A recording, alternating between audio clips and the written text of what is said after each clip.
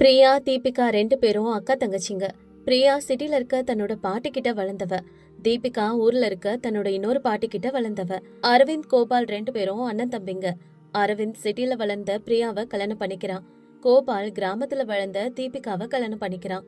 இந்த 2 குடும்பங்களுமே பக்கத்து பக்கத்துல இருக்க வீட்டுல தான் வாழ்றாங்க.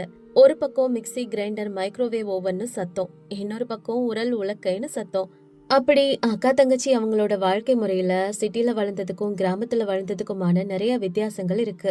காலையிலே பிரியா தன்னோட கிச்சன்ல நான்ஸ்டிக் பாத்திரத்துல பாஸ்தா ரெடி பண்ணிட்டு இருக்கா. ஹாய் அரவிந்த், பிரேக்ஃபாஸ்ட் ரெடி, சீக்கிரம் வா, இல்லைன்னா பாஸ்தா ஆறி போயிடும்.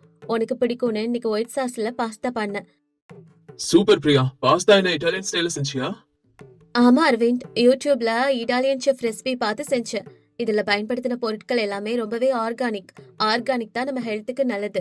அதனாலதான் அப்படி நான் செஞ்சிருக்கேன். வா சாப்பிடலாம். அரவிந்த் பாஸ்தாவை எடுத்து சாப்பிட்டுட்டு இப்படி சொல்றான். வாவ், ரொம்ப நல்லா இருக்கு பிரியா. யூடியூப்ல பார்த்து இவ்ளோ அழகா செஞ்சிருக்க. யம்மியா இருக்கு டேஸ்ட். ரொம்ப நல்லா இருக்கு. தேங்க்ஸ் அரவிந்த். நெக்ஸ்ட் டைம் உங்களுக்காக வேற ஒரு சூப்பரான புது ரெசிபி ரெடி பண்றேன். இப்ப இதை சாப்பிடுங்க. அப்ப இதே நேரத்துல பக்கத்து வீட்டுல இப்படி நடந்துட்டு இருக்கு. ஏனுங்க, உங்களுக்காக ராகி களி, பக்கத்துல கொஞ்சம் மாங்காய் ஊறுகாய், பப்பாளி கூட வச்சிருக்கேன். இந்த உணவு உடம்புக்கு குளிர்ச்சி தரும். சரியா? நல்லா சாப்பிடுங்க. அடடடா, ரொம்ப அருமையா இருக்கு. இந்த ராகி களி சாப்பிட்டா உடம்புக்கு அவ்ளோ ஆரோக்கியமா இருக்கும். இந்த பக்கத்து வீட்டுல நம்ம அண்ணன் வீட்டுக்காரங்க டெய்லி பாஸ்தா சாப்பிடுறாங்க. ஆனா நமக்கு இந்த ராகி தான். இந்த ராகி களிய சாப்பிட்டா அவ்ளோ ஆரோக்கியம். அப்படி சொல்லாதீங்க. அக்காவும் ரொம்ப ஆரோக்கியமான முறையில தான் சாப்பாடு ரெடி பண்றா. என்ன, அவங்க வீட்டு சமையல் வேற, நம்ம சமையல் வேற, அவ்வளவுதான். பிரியா அவளோட கிச்சன்ல காய்கறி வெட்டுறதுக்கு கூட நிறைய கட்டிங் மிஷின்ஸ் வச்சிருக்கா. இஞ்சி பூண்டு பேஸ்ட் கூட கடையில இருக்க பாக்கெட்டை தான் வாங்கிப்பா. ஆனா தீபிகா அப்படி இல்ல. தன்னோட கிச்சன்ல எந்த மசாலாவா இருந்தாலும் சரி, ஆற்றுக்கல் இல்லைன்னா அம்மியில அரைச்சுதான் அப்பப்போக்கி ஃப்ரெஷ்ஷா சேர்த்துப்பா. அப்படி இயற்கையான மசாலாவை போடும்போதுதான் குழம்பு சுவையா இருக்கும்னு அவ நம்புவா. பிரியா ஒரு நாள் இப்படி பேசுறா. இன்னும் எத்தனை வருஷம் அந்த உரல்ல உட்காந்து ஆட்டி கஷ்டப்படுவ? இந்த காலத்துல இப்படி அரைச்சிட்டு இருந்தா நேரம் எவ்வளவு செலவாகும்? என்கிட்ட ஒரு எக்ஸ்ட்ரா கிரைண்டர் இருக்கு, எடுத்துக்கிறியா? அக்கா வேணாக்கா. இந்த உரல்ல அரைச்சா அந்த மசாலால வர வாசனையும் அந்த டேஸ்டும் மிக்ஸில எப்பவுமே வராதுக்கா. அப்புறம் இது எனக்கு ஒரு எக்ஸசைஸ் மாதிரி இருக்கும். அதனாலதான்க்கா. பாருங்க, இன்னைக்கு நான் செய்யற வேர்க்கடலை தக்காளி சட்னி வாசனை உங்க வீடு வரைக்கும் வரும் தெரியுமா? சட்னி செஞ்சதுக்கு அப்புறம் உங்களுக்கு கொடுக்கறேன். ஓகே ஓகே, பார்க்கலாம் உன்னோட உரல்ல அரைச்ச சட்னி எப்படி இருக்குன்னு சொல்லிட்டு. அப்புறம் நீ என்னக்கா இன்னைக்கு செய்ய போற? நான் இன்னைக்கு என்னோட மல்டி கிரெயின் மிக்ஸில ஸ்மூத்தி செய்யறேன். அதை செஞ்சதுக்கு அப்புறம் உனக்கும் கொடுக்கறேன், ஓகேவா? அன்னைக்கு சாயங்காலம் அரவிந்த், கோபால் 2 பேரும் ஆபீஸ் முடிச்சு வீட்டுக்கு வராங்க. பிரியா, ஏதாவது ஸ்நாக்ஸ் இருக்கா? ரொம்ப பசிக்குது பிரியா, ஏதாச்சும் எடுத்துட்டு வாயேன். கொஞ்சம் இரு அரவிந்த், ஏர் ஃப்ரையர்ல ஃப்ரெஞ்ச் ஃப்ரைஸ் வைக்கிறேன். நீ ஃப்ரெஷ் ஆகி வர நேரத்துக்குள்ள ஃப்ரெஞ்ச் ஃப்ரைஸ் ரெடி ஆயிடும். எண்ணெயும் இல்ல, ரொம்ப கிறிஸ்பியாவும் வரும். கெச்சப்போட மட்டும் அது சாப்பிட்டா ரொம்ப ரொம்ப டேஸ்டியா இருக்கும். கொஞ்ச நேரம் வெயிட் பண்ண, ரெடி ஆயிடும். எங்க இப்படி இருக்க, பக்கத்து வீட்டுல கோபாலும் ரொம்பவே டயர்டா வந்து சோஃபால உட்கார்றான். தீபிகா, பசிக்குது. சாப்பிடுறதுக்கு ஏதாவது இருந்தா எடுத்துட்டு வாயேன். ஏதோ எடுத்துட்டு வரேங்க. சூடா கொண்டக்கடலை குழம்பு செஞ்சேன். அதுக்கப்புறம் நம்ம தோட்டத்துல விளைஞ்ச வேர்க்கடலையை வேக வச்சிருக்கேன். இதோ இதுக்கு மேல கொஞ்சம் எலுமிச்சைய பிழிஞ்சிருக்கேன். ஆஹா, இந்த நேரத்துக்கு இந்த வேக வச்ச வேர்க்கடலை சாப்பிடுறது ரொம்ப டேஸ்டா இருக்கு. இது உடம்புக்கு ரொம்ப நல்லதுன்னு நினைக்கிறேன், இல்ல? ரொம்ப நல்லா இருக்கு. அப்படியே நாட்கள் போகுது. அரவிந்துக்கு பிரியா செய்யற இந்த உணவுகளை சாப்பிட்டு சாப்பிட்டு போர் அடிக்க ஆரம்பிக்குது. எவ்வளவு சாப்பிட்டாலும் ஏதோ ஒரு குறை. அந்த சாஸ், அந்த மைதா உணவுகள்லாம் வயிறை மட்டும் நிரப்புது. ஆனா மனச திருப்தி செய்யலன்னு நினைக்கிறான்.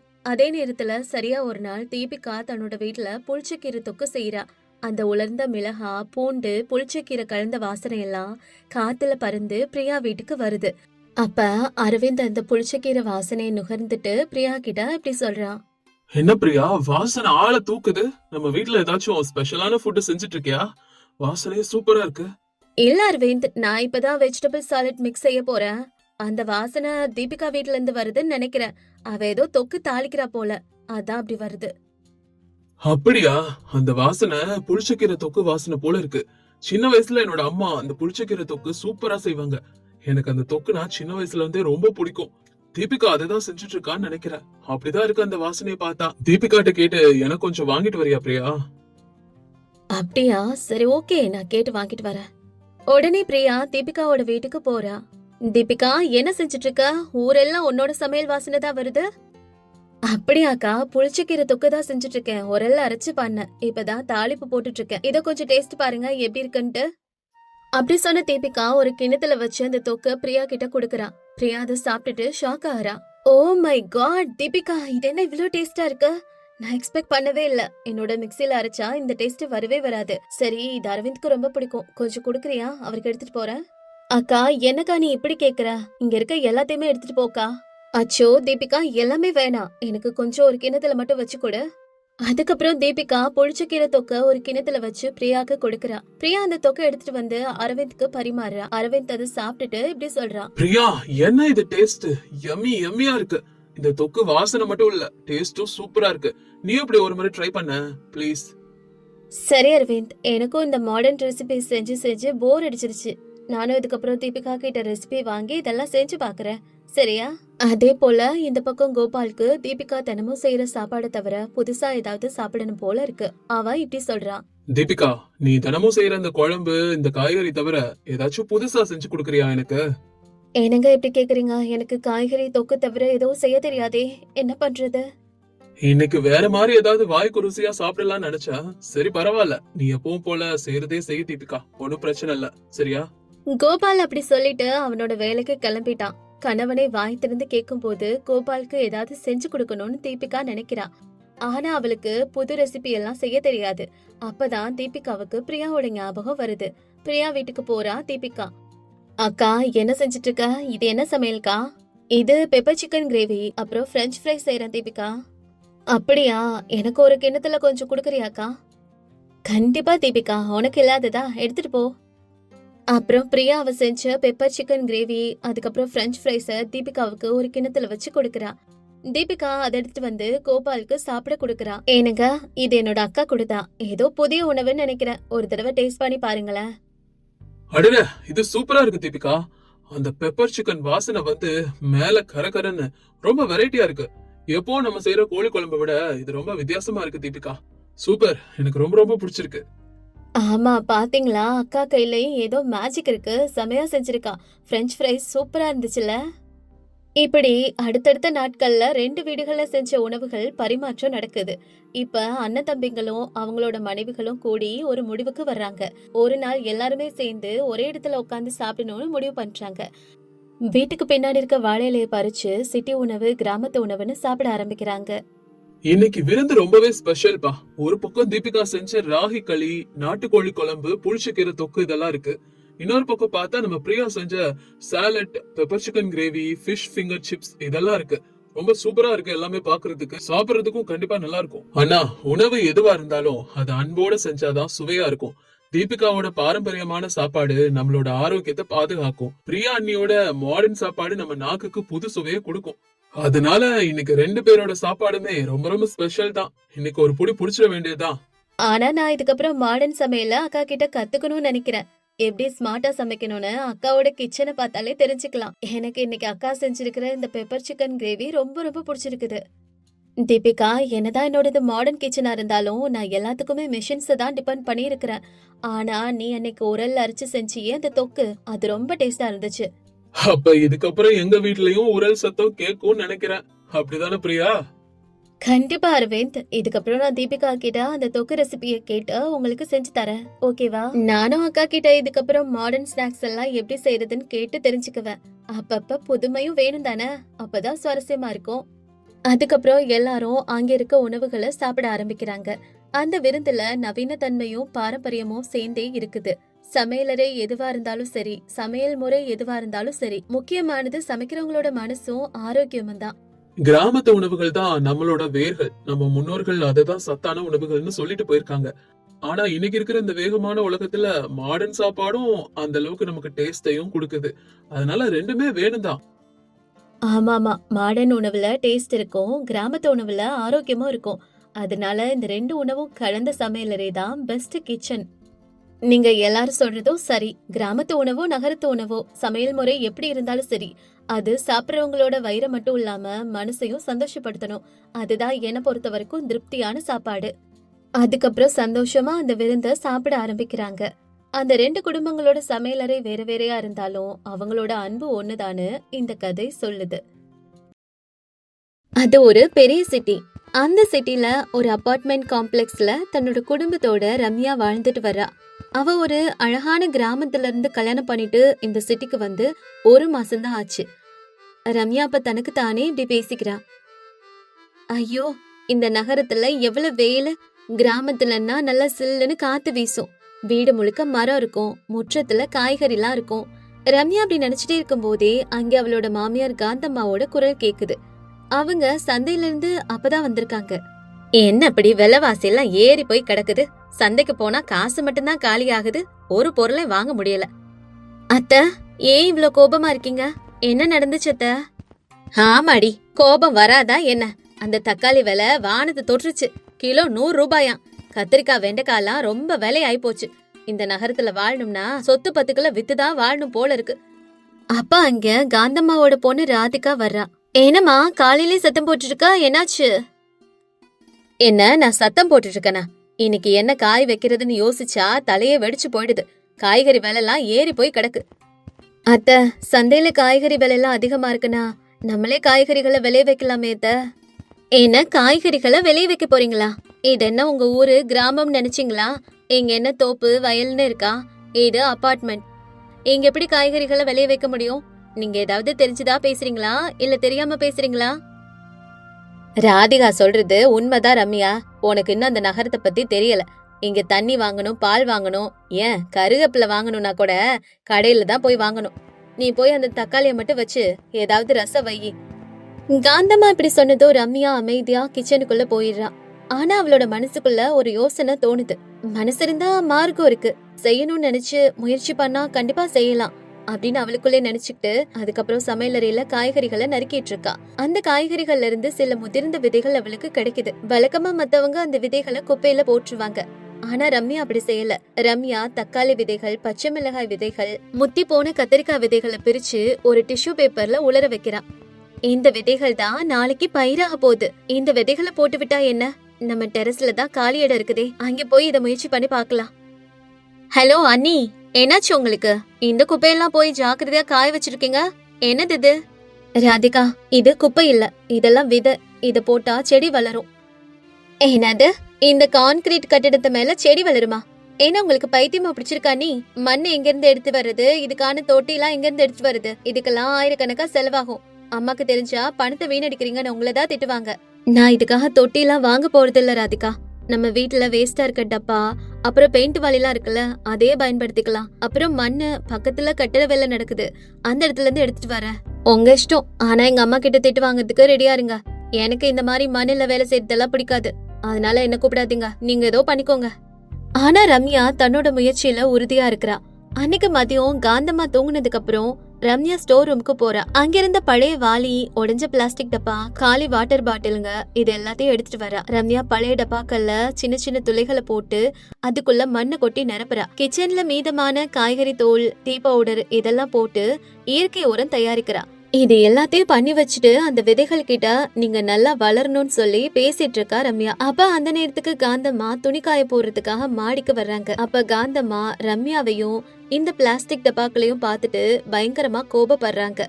ஹே ரம்யா, இங்க வந்து என்ன பண்ணிட்டு இருக்க? இல்லத, மாடி எல்லாம் குப்பையாக்கி வச்சிருக்க. இந்த பழைய டப்பா, இந்த குப்பையெல்லாம் என்னது? பக்கத்து வீட்டுக்காரங்க பார்த்தா நம்மள பத்தி என்ன நினைப்பாங்க? காந்தம்மாவோட மருமக குப்பைய வச்சு விளையாடிட்டு இருக்கான்னு நினைக்க மாட்டாங்களா? இல்லத, இது குப்பை இல்லத, இதுல நான் செடி வளர்க்க போறத. இதுல இருந்து நமக்கு காய்கறி கிடைக்கும். என்னது காய்கறி கிடைக்குமா? இந்த சின்ன டப்பாலையா? உன்னோட பைத்தியக்காரத்தனத்தால இந்த டெரஸ கெடுக்காத. மழை வந்தா அந்த மண்ணெல்லாம் ஓடி இந்த ஸ்லாப்பே கெட்டு போகும். உடனே எல்லாத்தையும் தூக்கி போடு.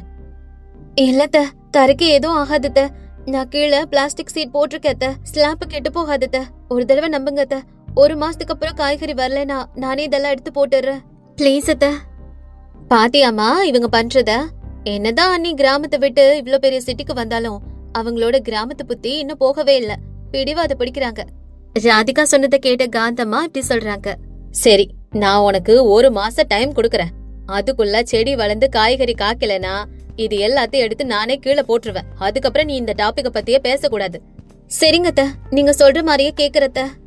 காந்தம்மா கொடுத்த 1 மாச கேடு ரம்யாவுக்கு சவாலா மாறுது. அவ அந்த செடிகளை எல்லாம் தன்னோட குழந்தைகளை போல பாத்துக்க ஆரம்பிக்கிறா. காலையில எழுந்ததுமே செடிகளுக்கு தண்ணீர் ஊத்துறது, பூச்சி வராம இருக்க வேப்பெண்ணெய் தெளிக்கிறது, காஞ்சு போன இலைகளை எடுக்கிறதுன்னு அவளோட தினசரி வேலையா இதெல்லாம் ஆயிடுது. 20 நாட்களுக்கு அப்புறம் சின்ன சின்ன முளைகள் இப்ப செடிகளா மாறி இருக்கு. தக்காளி செடிக்கு பூ பூத்திருந்துச்சு. மாடியே ரொம்ப பசுமையா இருக்கு.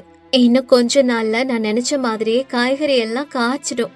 இப்படி ரம்யா ரொம்பவே சந்தோஷமா இருக்கா. ஆனா ரம்யாவோட சந்தோஷத்தை பார்த்து ராதிகாவுக்கும் காந்தம்மாவுக்கும் சுத்தமா பிடிக்கல. ரம்யா, இன்னைக்கு சாப்பாட்டுல உப்பு அள்ளி கொட்டி வச்சிருக்க. உனக்கு கவனம்லாம் இங்க இருந்தா தானே? அந்த குப்பை செடியை தான் பாத்துக்கிட்டு இருக்க. வீட்டு சமையலை பத்தி கொஞ்சம் கூட உனக்கு கவலையே இல்ல. இல்லத, நான் சமையல் எல்லாத்தையும் கவனமா தான் செய்யறேன். ஆனா அண்ணி, நீங்க இவ்ளோ கஷ்டப்பட்டு வளர்க்குறீங்கல்ல, அந்த காய்கறி வளர்ந்தாலும் நம்ம கடையில வாங்குற காய்கறி டேஸ்டுக்கு வருமா? கடையில நம்ம அதிகமா காசு கொடுத்து வாங்குற காய்கறியோட சுவையே தனிதான். அந்த ஸ்டாண்டர்டுக்கு இந்த காய்கறி எல்லாம் வராது. ராதிகா, அப்படிலாம் சொல்லாத.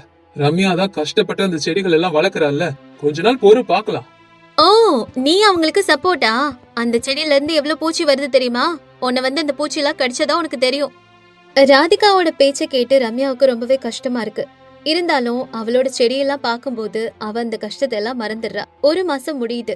மாமியார் அவளுக்கு கொடுத்த கெடுவும் முடியுது. அப்ப கோபமா டெரஸ்க்கு வர காந்தம்மா, என்ன ரம்யா, 1 மாசம் முடிஞ்சதுக்கு அப்புறம் இந்த குப்பையெல்லாம் எடுத்து போடுறேன்னு சொன்னியே, இன்னும் போடலையா?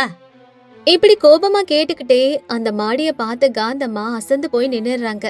ஏன்னா டெரஸ் முழுக்க பசுமையா இருந்துச்சு. கீரை, பாலக்கீரை, கொத்தமல்லி, கருவேப்பிலை செடின்னு ஃப்ரெஷ்ஷா இருந்துச்சு. மிளகாய், தக்காளி, கத்திரிக்காய் செடிலாம் பூத்து இருந்துச்சு. இப்ப ரம்யா சிரிச்சுக்கிட்டே இப்படி பேசுறா. அத்த, இப்ப சொல்லுங்க, இப்ப இந்த குப்பைகள்லாம் தூக்கி போடலாமா இல்ல இந்த காய்கறிகளை பறிக்கலாமா? ரம்யா, இதெல்லாம் நம்ம மாடியில விளைஞ்ச காய்கறியா? 1 ரூபா கூட நமக்கு செலவில்ல. இது எல்லாம் நம்ம கிச்சன்ல இருந்த விதைகள் தான். மண்ணும் பக்கத்துல எடுத்ததுதான். அப்படி சொன்ன ரம்யா மாடி தோட்டத்துல இருந்து கீரை, கொத்தமல்லி, கொஞ்சம் காய்கறிகன்னு எல்லாத்தையுமே எடுத்துட்டு வந்து சமைக்கிறா. அன்னைக்கு மத்தியானம் எல்லாரும் உட்காந்து சாப்பிட்டுட்டு இருக்காங்க. என்ன ரம்யா, இன்னைக்கு குழம்பு ரொம்ப ருசியா இருக்கு. ஏதாவது புதுசா மசாலா எதுவும் யூஸ் பண்ணியா? ஆமா, இன்னைக்கு காய்கறி எல்லாம் பயங்கர டேஸ்டா இருக்கு. இத்தனை நாளும் அப்படி இல்லையே. இன்னைக்கு மட்டும் என்ன ஸ்பெஷல் ரம்யா? இவ்ளோ டேஸ்டா சமைச்சிருக்க? ஏதோ சுமாரா இருக்கு. இது மசாலாவோட மகிமை இல்ல அத்த, இது நம்ம ஆர்கானிக் காய்கறியோட மகிமை. இது எல்லாம் நம்ம டெரஸ்ல விளைஞ்ச ஆர்கானிக் காய்கறிகள். இதுல ரசாயனமோ மருந்தோ எதுவுமே இல்ல. தூய்மையான தண்ணீரும் இயற்கையான உரம் மட்டும்தான். அதனாலதான் எனக்கு குழம்பு இவ்ளோ ருசியா இருக்கு. உண்மைதான், சந்தையில வாங்குற காயெல்லாம் ஃப்ரிட்ஜ்ல வச்சா 2 நாள்ல அழுகி போயிடுது. ஆமாத்த, சந்தையில 1 கிலோ கொத்தமல்லி வாங்கணும்னா கூட எவ்வளவு விலை விக்குது. ஆனா இது நமக்கு இலவசமா கிடைக்குது, ஆரோக்கியமும் கூட. காந்தம்மாவுக்கு தடவையா தன்னோட மருமகள் மேல ஒரு மரியாதை வருது. பணம் மிச்சமாகிறது ஒரு பக்கம்னா, ருசிகரமான காய் கிடைக்கிறதும் அவரை யோசிக்க வைக்குது. நாட்கள் போகுது. இப்ப ரம்யா வீட்டு தேவைக்கு மட்டும் இல்லாம கொஞ்சம் அதிகமாவே விளைவிக்க ஆரம்பிக்கிறா. அப்படியே நாட்கள் போக போக கொஞ்ச நாளுக்கு அப்புறம் காந்தம்மாவும் சாயங்கால நேரத்துல மாடிக்கு வர ஆரம்பிக்கிறாங்க.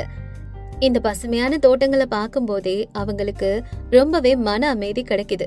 ஒரு நாள் பக்கத்து வீட்டு சுஜாதா காந்தம்மா வீட்டுக்கு வர்றாங்க. அவங்க காந்தம்மா கிட்ட இப்படி கேக்குறாங்க. என்ன காந்தம்மா, இந்த வாரம் சந்தைக்கு வரலையா? உங்களை சந்தையில நான் பார்க்கவே இல்ல. அதுவா, நாங்க சந்தைக்கு போறதே நிறுத்திட்டோம். என் மருமக மாடியில தோட்டம் போட்டிருக்கா. அங்கே எல்லா காயும் கிடைக்குது. அப்படியா? இந்த வார சந்தையில காய்கறி எல்லாம் சரியே இல்ல. என் புருஷனுக்கும் பிள்ளைங்களுக்கும் உடம்பு சரியில்லாம போயிடுச்சு. எல்லாம் கெமிக்கலை போட்டு கொண்டு வராங்க காய்கறியில. ஆமா ஆண்டி, அதனாலதான் நாங்க ஆர்கானிக்கா வளர்க்குறோம். இதோ நம்ம தோட்டத்துல விளைஞ்ச தக்காளி, நீங்க கொஞ்சம் எடுத்துட்டு போங்க ஆண்டி. ஐயோ, அதெல்லாம் ஒண்ணு வேண்டாமா, நீங்க சமைச்சு சாப்பிடுங்க. பரவாயில்ல ஆண்டி, எடுத்துட்டு போங்க. இது ஆர்கானிக் காய்கறி, உடம்புக்கு நல்லது. ரம்யா அப்படி சொல்லவும் சுஜாதா அந்த காய்கறிகளை வாங்கிட்டு போறாங்க. அடுத்த நாள் வந்து, ரம்யா, நீ நேத்து கொடுத்த தக்காளி அவ்வளவு ருசியா இருந்துச்சு. என் குழந்தைங்க வீட்டுக்காரெல்லாம் இஷ்டமா சாப்பிட்டாங்க. எனக்கும் உங்க வீட்டுல இருந்தே காய்கறி எல்லாம் வேணும். சந்தை விலையை விட அதிகமாவே குடுக்கற.